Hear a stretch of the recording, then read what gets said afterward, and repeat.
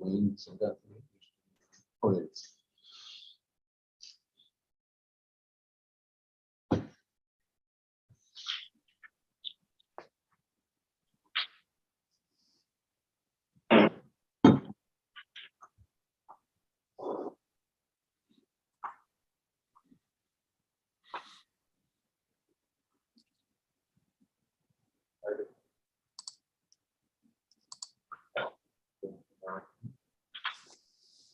Green lights.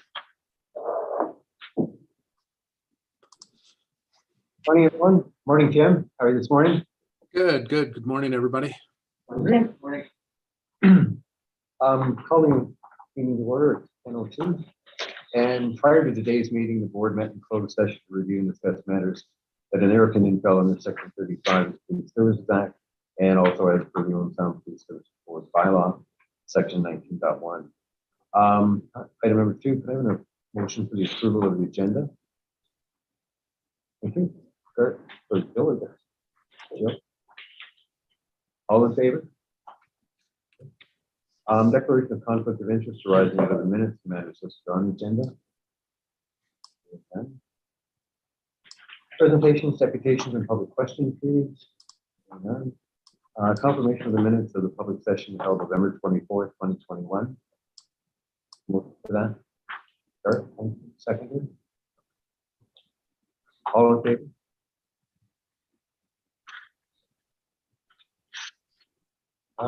Any business arising out of the November 24th. Hearing none. Correspondence. We did receive an email from an Owen Sound citizen congratulating the Owen Sound Police Services on successful completion of the Joint Police Force driving gun season and accompanying arrests, and that was back on the media release back on December 3rd. Just a very quick update from Zone 5 meeting that ended yesterday. Unfortunately, there were a few technical issues and some members weren't able to participate via Zoom. Unfortunately, John, you were in that group. I don't know what happened. Joan, I kept emailing Joan, and something was wrong with Joanna. All of a sudden, she was ill. She had a migraine. Okay, and then she left. So I'm not sure what happened. She didn't have any backup phone calls, so I guess that's what happened. Just very briefly, some of the highlights on that. They're planning a spring conference in May. It'll either be at Blue Mountain or Deerhurst, and I think COVID restrictions at the time. And also they're considering shooting or considering a hybrid version. In other words, some will be virtual, some will be not. So dates will probably be more in February at that point in time. They won't let anybody book the room even after they decide. They won't let anybody do any booking until probably the last minute, just so we know where we're at. Also, they brought up a training for the new CSCA, and it will now be delivered through the service board website, and we're currently in beta testing for that right now. It will be probably released in conjunction with the proclamation of the CSCA, which again is not expected to follow from 2022. Derek, did I miss anything? No, I did. Yeah. No, everyone will get that. March is the next one, so minutes from alluded to it, Don, but the training thing was a real win because there was a dispute whether the ministry would provide the training or whether Ospsb would do it, and now they're going to by the Solgen's office that will now be our association that does the training, and they're doing it very seriously with input from Queen's University. I don't know where else, but they're doing very high level interactive. Anybody? I think Jill, you did the online course with interactive. Yes. The ministry. Very good start, but there's a whole bunch of modules which will be available with the association. I think well over 100 regulations that in the United States, so on. All developed. They made the regulations may not be ready. 24. Right. Moving on to number 9, reports from Criminal Investigations Branch, Drug Enforcement Unit. We investigated a fraud with a local employer. It's actually two of them of similar circumstances where email spoofing being sent to the finance department looking to get bank information changed and as it relates to payroll. It's currently being investigated waiting for some bank records. We're a very busy month for hiring, so when we do our hires, our investigations branch looks at background checks, background investigation. So they did 6 part-time dispatchers and also a full-time experienced officer and our part-time experienced officer as well. Busy with that. Had another drug overdose death. This one involved a 42-year-old female deceased inside a tent. So out of our 2 would be outside, not in a residence. So the gentleman found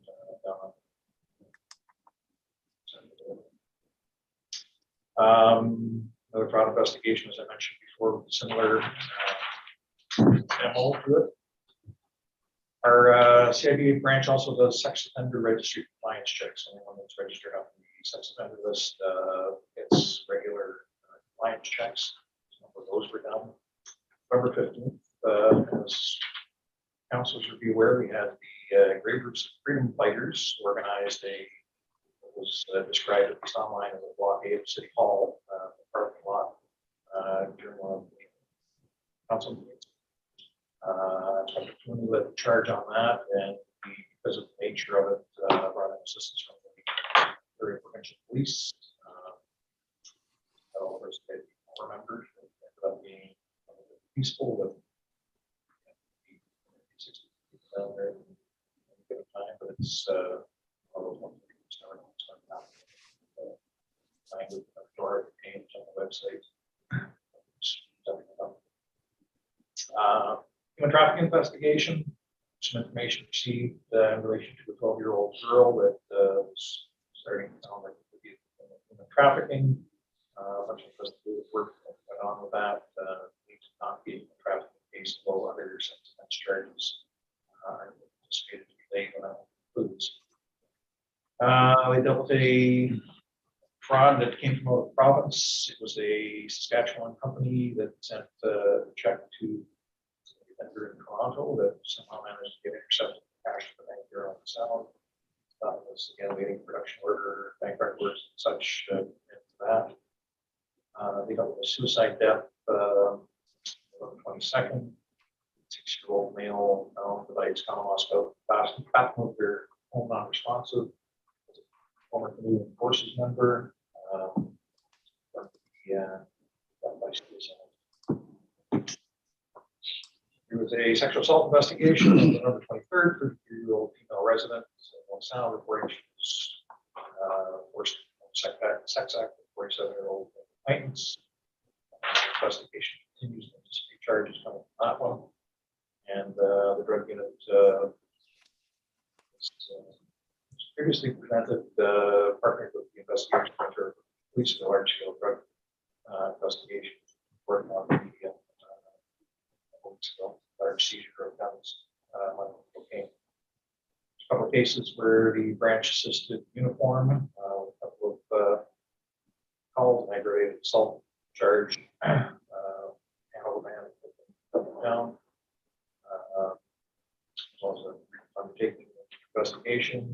A couple of follow-ups that occurred for larger cases that had previously happened for getting ready for work and now is requesting information. With the staffing, Detective Sergeant Baker has now replaced Detective Sergeant Matheson in CIB as of November 1st. That was a succession planning role to provide some work opportunities. We have Detective Constable Houston remaining on parental leave until get back in February. And some holidays built in there as well. And some training. It's a listing of the meetings that were attended by the branch and it's important that we've done Robert's information. One that I just reported on brings us to 13, although I did put a note on the bottom that December 8th. We're on it next month. We have another one, which brings us to 14. Again, coming in the wrong direction. So for the auxiliary unit, in the past year, November, December are the big months for the auxiliary. Now that we are back to some semblance of normal with their participation, they were here assisting with the Remembrance Day ceremony on November 11th. And the food drive has also kicked in. It's actually complete now. Although part of it occurred in December, and we'll hear more about that at the January meeting. But the food drive, as in past years, occurred in Metro. Food Basics is theirs over 3 of the weekends. And we're happy to report 6,602 pounds of food and $4,341 in cash brought in this year. So great. How did that compare to last year? Last year was a very small amount of food and higher cash, but they had, because of the COVID.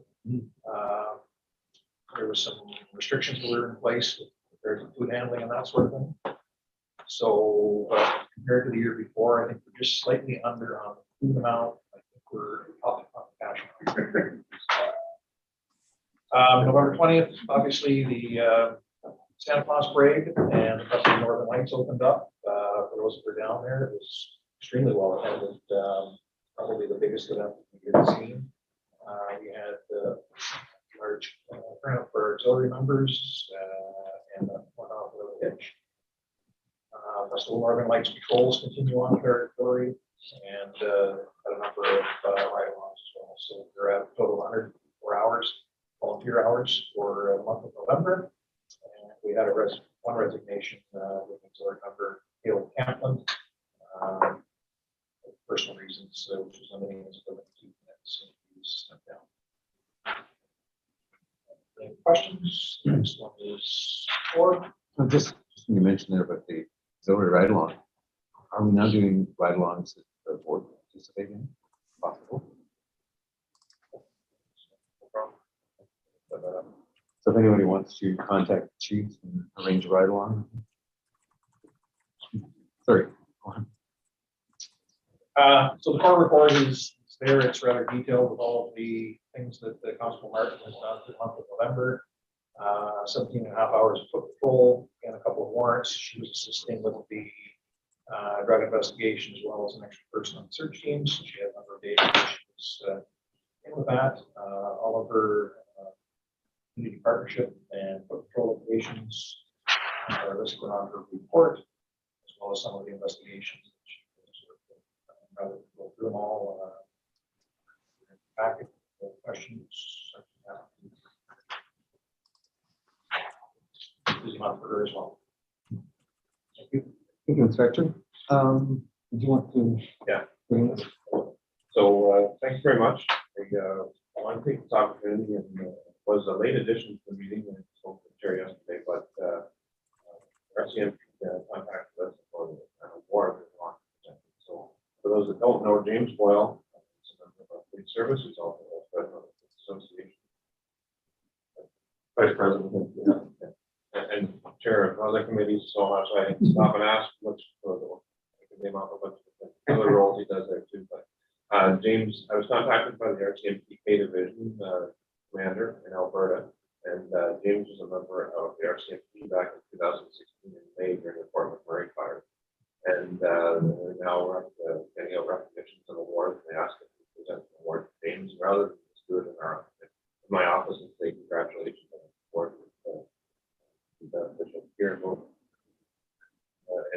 Alberta in 2016 what he experienced. And interestingly enough, our new hire who starts in January will also be receiving a similar award for his role in Fort McMurray during the fire in 2016, but still the RCMP for another month, so he's probably going to be there.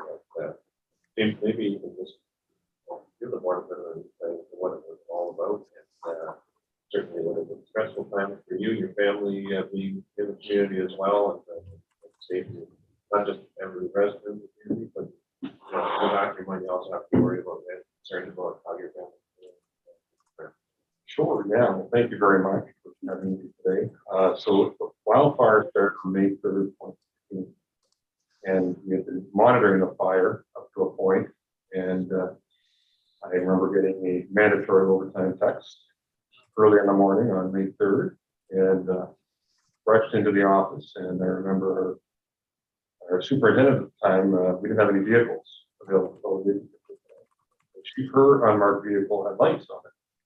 But she threw me her keys, and out the door we went, and it was quite a hectic day, and responding to calls for service, get people to assembly areas, or buses could take them to other points. And at one point, we were contained into a small neighborhood. The firefighters were trying to contain the fire, but the fire across the road, we were sort of contained in that area. The firefighters were quick to think, and they cut down a fence, and we drove out of that area over a fence, and it was quite the first day, and said to my wife when it was going on that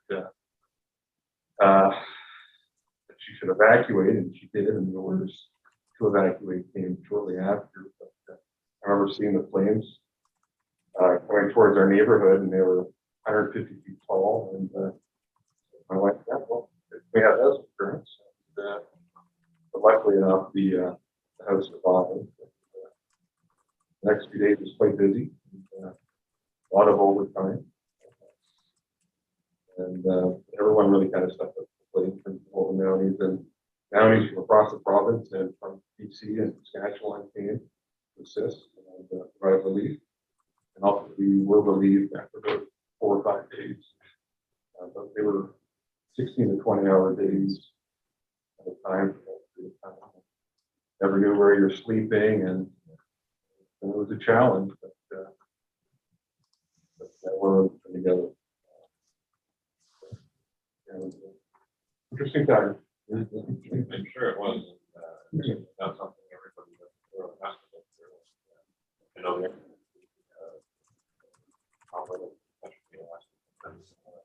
there we have it.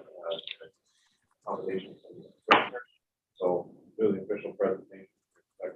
The commissioner unit accommodation James Arnold Boyle officially commended for dedication, perseverance, and professionalism under exceptionally difficult conditions during the 2016 Portland Prairie wildfires. Signed by Brenda Lucky, the commissioner.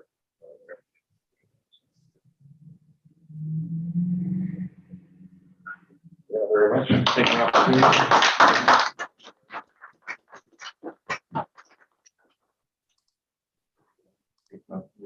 With that, sure, we get a picture as well.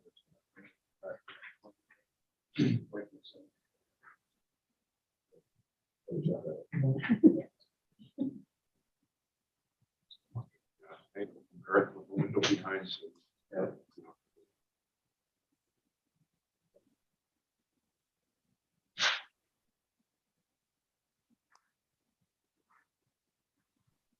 And we're like,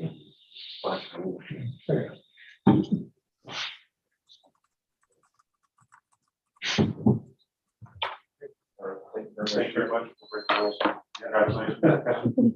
All right. Well, thank you everyone very much. Thank you. Thanks, officer. Thanks, officer. James, my oldest brother was RCMP Fort McMurray 73-75. His first posting right in boom years when there's crazy stuff going on at the Peter Pond Hotel and Sinkrood and whatever the other one was out there. Yeah. So there was different postings. I'll be only brief, but there's different postings in Fort Mac. It was municipal and provincial. And my first posting was the provincial aspect. So I would go to Suncor, Sinkrood, and police those areas as well. Fort Kai and Portland. That was my spot. Okay. that was really nice. Air crews. That's right. Yeah. Yeah, they do that up there all the time. Busy spot. I'm sure he has for this. Yeah. And thank you, and James currently on leave and his major work role right now is at home, hopefully napping right now. That's not getting trouble. That's right. Thank you very much. All right. Thanks, Jane.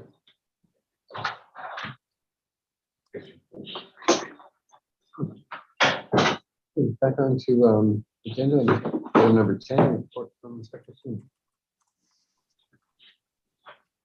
Thank you. So I'll start with collision statistics. For November, there was 36 collisions, 14 of them on the east side, 6 on the west, 16 in parking lots, and 6 failed remains.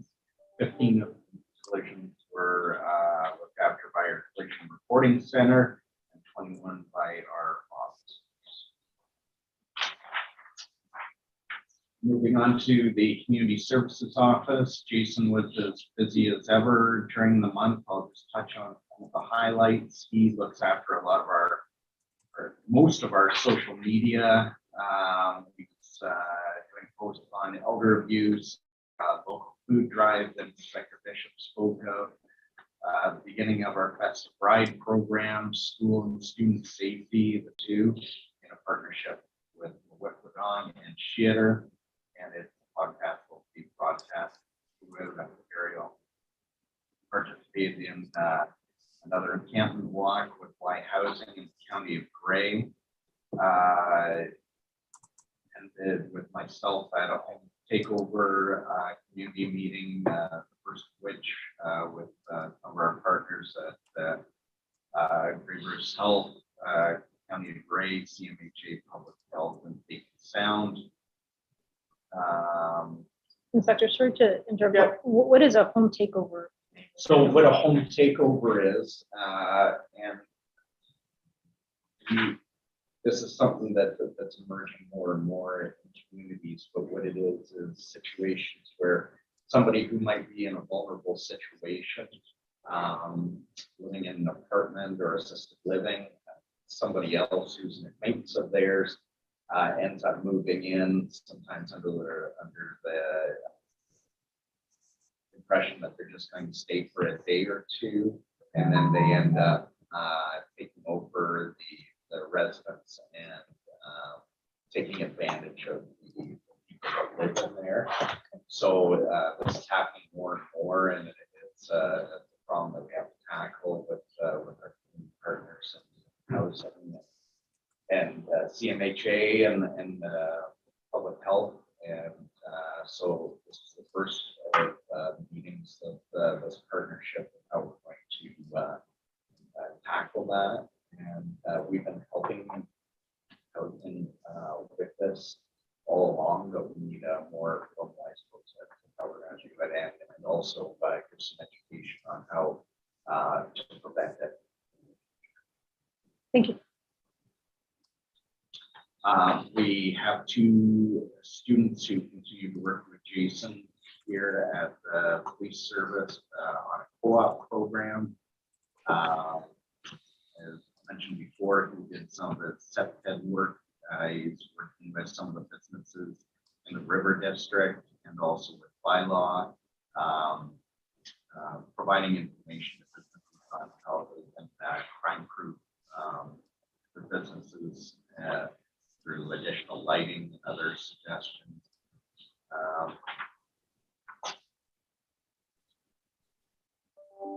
We did presentations with the REACH program on winter safety and safety in and around the home. Also did a presentation to the Georgian College program, the community integration through cooperative education program on safety. And did a presentation to the Catholic school mental health team. Also was in attendance for the events of the Santa Claus Parade, Festival of Northern Lights, Remembrance Day, and also in the preparations for hockey game in Canada that will be in January. Foot patrol at 2 high schools, continued with this safety patrol program, presentations to the careers class at OSDFS, and also at St. Basil's on safety. That concludes the community services report. Moving on to lost hours and training. Encouraging trend has continued. We only had 4 full-time members report sick during the month of November for a total of 132 hours. We have 1 member that remains on WSID and 3 members that are on LPD. training during November. Our recruitment continues, basic training at OPC. They've now graduated recently. We had a member on the direct investigation course, had a member do the International Association of Chiefs of Police leadership course, which went over a number of months. They've now completed that course. We have 2 members on a human trafficking training session in Washington, member on the search warrant course at OPC, and our forensic identification officer attended a course on human osteology in Hamilton.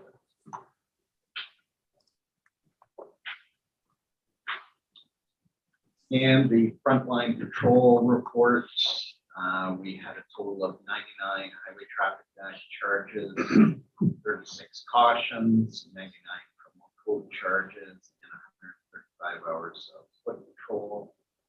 There were 16 on the ride checks. There were 3 grant-funded ride programs, and we had participation in 1 joint forces ride program, festive ride programs. 5 breath tests completed during ride checks, and 1 charge under the Control Act. And statistics for the ride: 35 officers involved, 2 hours, and 1,912 vehicle drivers checked. We had 2 impaired driving charges that returned regular patrols. That concludes my reports. Thank you, Inspector. Any questions? Officer, on the rides, I'm curious how that would compare to other municipalities. In this case, 2 charges laid. Sorry, and did you say 5 breath? 5 breath? 5 breath. So for almost 2,000 vehicles, you get 2 charges and 5 breath. Is that, do you guys compare at all to, I don't know, Logging Shore, Hanover? Is there? Ride programs, they're largely educational because they're so visible, and chance to evade them is a lot greater, but the threat's also there. And that to me, the education is very important. No. I'm just wondering statistically, like this to me suggests we don't have much of a drinking problem. Just thinking like 2 charges laid for 2,000 vehicles. I'm just wondering how that compares to other towns. You know what I mean? I think it's similar. Any impaired driving charge is it's a problem. So it usually and it's important that we have that visibility. No, I'm not questioning the ride program. I'm just curious if we compare how we do with other towns. I think Yeah, just to yeah. add to that, I think some of it depends on the method of the ride program. So there's been a lot of changes recently, to a lot of static ride programs with an intersection that's difficult to avoid, and hopefully there's a number of those that they use regularly. But other areas are moving to a mobile ride program where you're looking at more of the problem areas, and so if you haven't compared and you identify the last drink program, the AGCO is where that individual had been consuming alcohol, then you do a targeted mobile enforcement to stop vehicles in the area of that location. Your numbers would be higher there. And the numbers are going to be higher, but that's also a training issue. Something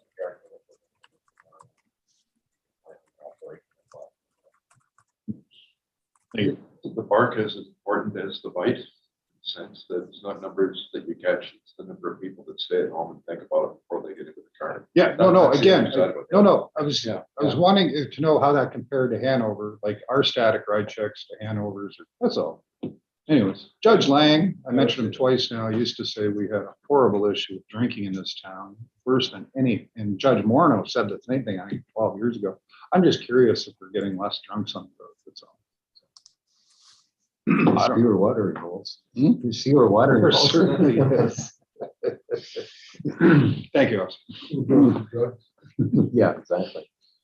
All right, moving on to reports from Director Sun, and who's going to be Director Sun? The time when Director Fleming, we're working on it. trying to get her backfilled. She still remains doing court case management. Role. We just closed that job posting, so we're hoping in the next month or so we'll have somebody in seat.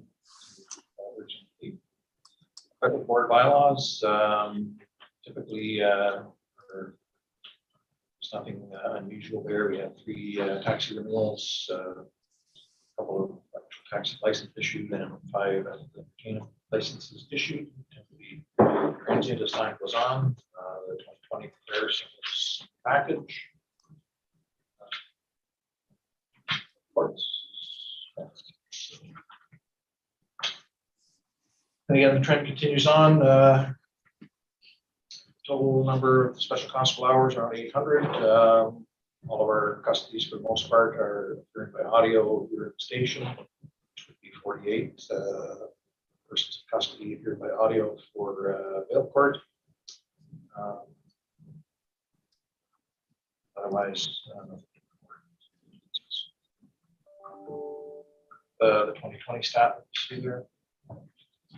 Final one is the records report. The big item on that page is bold at the bottom there, 10,754 bulk searches completed in November. Number that high.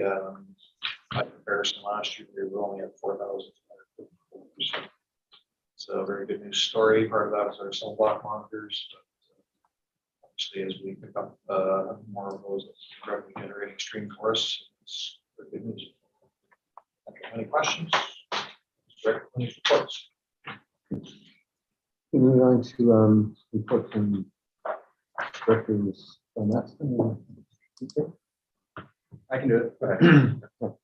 So calls for service, during the month of November, we had a total of 1,266, which is down over November of 2020 to 11% different. Overall, on our calls for service for the year, we're at 15,662 calls, which is down just slightly by 2.8% from the same point last year when we had 16,119. That's all for the calls for service. It looks like the majority of increase so there for code 2 calls too over 2021 or 2020. On the priority, Yeah, prior to code 2. I think that some of that relates to our core officer who's dealing with a lot of the problem issues and cutting back the number of nuisance calls, by being proactive. But as you see, the number of incidents that are more serious continue to increase. Overall, it's nice to see the calls.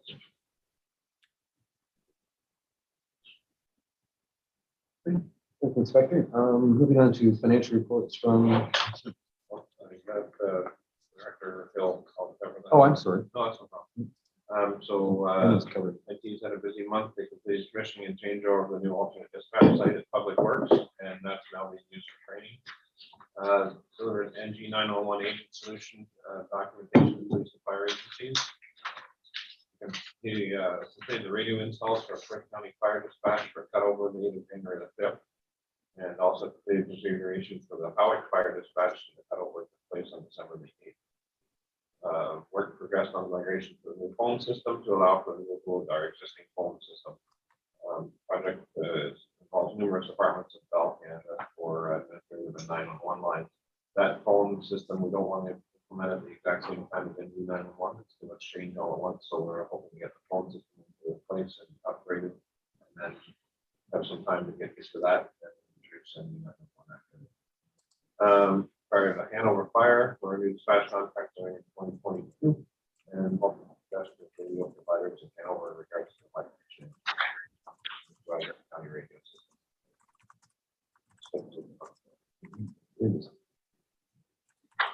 The financial report. So as a summary, you'll see that we're 32,000 under budget, approximately I've had conversations with the city finance director and discussions about possibly being around 30,000 over budget by the end of the year with some of the predictions.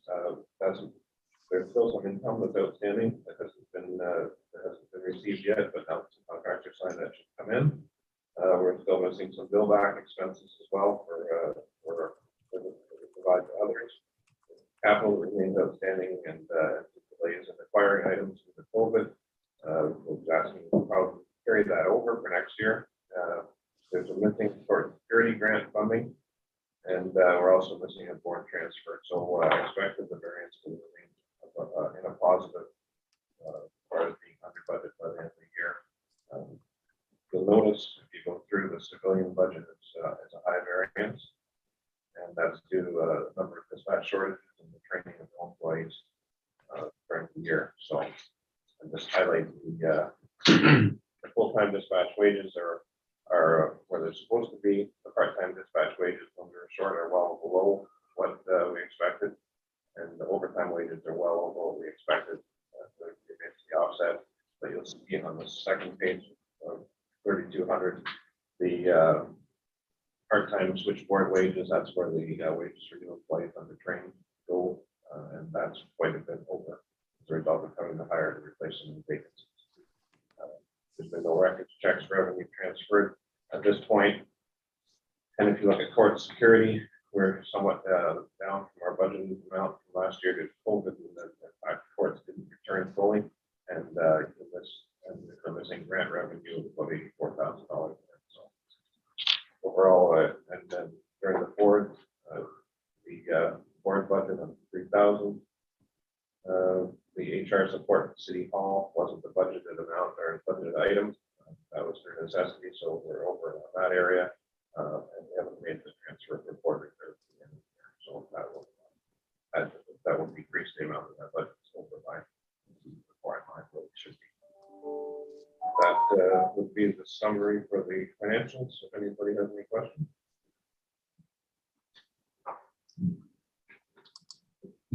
Okay, then the payment accounts, see they're laid out by department for a total expense of $55,003.84. A motion to approve that. I think we have two reports, I'm going to put them all in one motion. Okay. And I think there's another one there for 100,974. Yeah. That's also good. So I have a motion to approve the,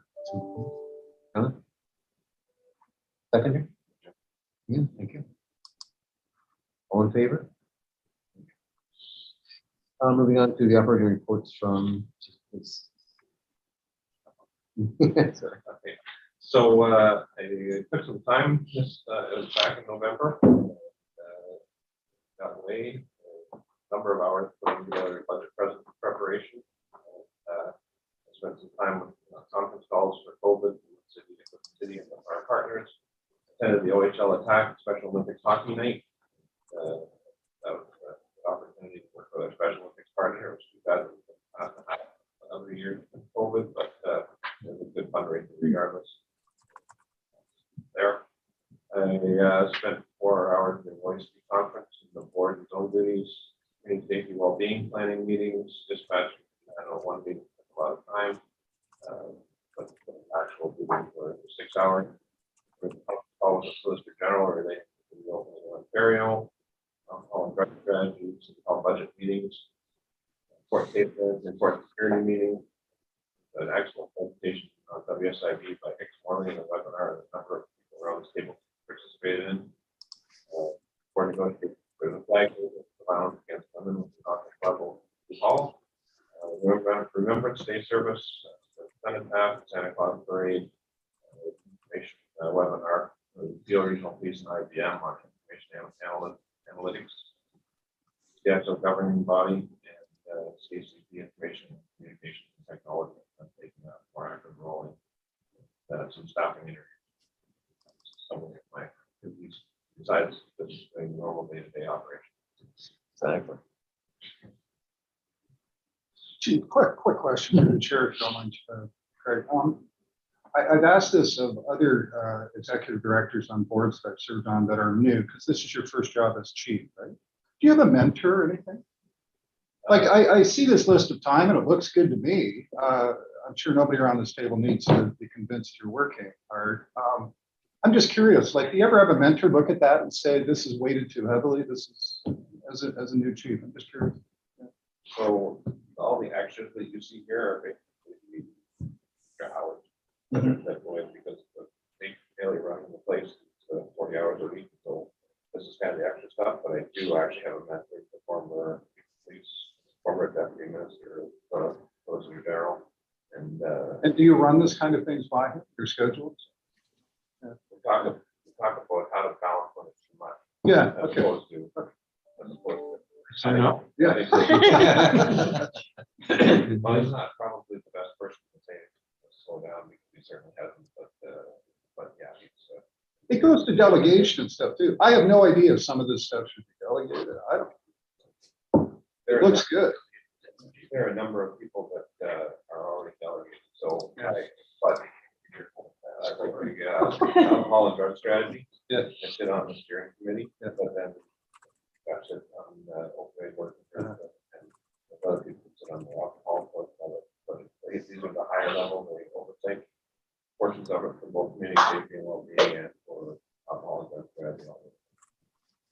Good. If I could drop some of them, I certainly, without feeling that I wasn't involved enough to maintain what I needed, yeah. Right. But my experience with these new EDs on boards, and you're an executive director and all that name, is they tend to just spread themselves very thin in their first few years. That's all. Just concerned. If you got a mentor who's monitoring this, because I don't know what's important and what's not. Some of it's fun, yeah. The hockey. I mean, some of those, you know, that's all flag raising. It's not. It can maybe be delegated, but people want to see. Play double back team. And I mean, that's Saturday night, that's my time. Same with the Tom Even though it's Dell. listed here. It's good to see it for Tom Dell. All those things are, no, all those things are my time and the park. It's a lot of PR side of the job. So except for the holidays. Thanks, Chair. All right, moving on to item number 16. Any other business?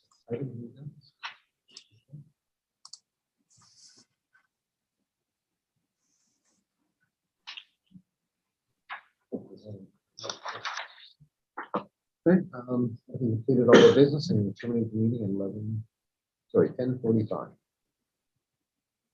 And we'll take 10-minute bio break. We'll go to the finish up with our close. Thanks, Dan. Thank you.